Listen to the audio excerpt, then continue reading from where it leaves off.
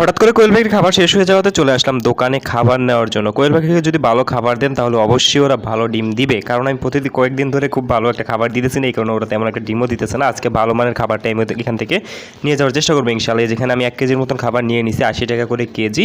এই খাবারটা আমি নিয়ে নিছি। এখন বাসায় চলে আসলাম, আসার সাথে সাথে খাবার আনছি, সাথে 2টা ক্যালসিয়ামের ট্যাবলেট আনছি। এই ওষুধগুলো আজকে আমি আমার কোয়েল পাখিগুলোকে প্রয়োগ করবো। ফার্স্টে ক্যালসিয়ামের ট্যাবলেট থেকে 2টা ট্যাবলেট নিয়ে নিলাম। নেওয়ার পরবর্তীতে এগুলোকে ভালোভাবে আমি মিক্স করে নিব, অর্থাৎ গুঁড়া করে নিব। গুঁড়া করার পরবর্তীতে এই ট্যাবলেটগুলো আমরা পানির সাথে মিক্স করে আমরা কোয়েল পাখিগুলোকে খেতে দিব। ওই যে মিক্স করা মোটামুটি শেষ। এখন আমরা আমাদের কোয়েল পাখির জন্য যে খাবারটা আনছি, ওই খাবারটা আমি ওর পাত্রের ভিতরে দিয়ে দিয়েছিলাম। অনেকদিন ধরে এই ফিডটা আমি আমার কোয়েল পাখিগুলোকে খেতে দিচ্ছি না, আজকে আমি খেতে দিচ্ছি প্রায় অনেক দিন পরে। ওরা আসলে আর কি দেখলে পাগল হয়ে যাবে এই খাবারটার জন্য, সত্যি কথা বলতে গেলে। যেটা পানি এবং খাবার রেডি, এখন আমি আমার কোয়েল পাখিগুলোকে দেওয়ার চেষ্টা করতেছি। যদিও দেওয়াটা একটু রিস্ক, আপনারা অনেকে জানেন। আমার কোয়েল পাখিগুলোকে খাবার এবং পানি দিতে গেলেই ওরা উড়াউড়ি করে বের হয়ে যায়। অনেক কষ্টের পরবর্তীতে আমি পানি এবং খাবার দুটোটাই দিয়ে দিছি। তো দেখা যাক কিছুদিন খাবার দেওয়ার পরবর্তীতে ওরা কীরকম ডিম দেয়, নেক্সট আপনারা দেখতে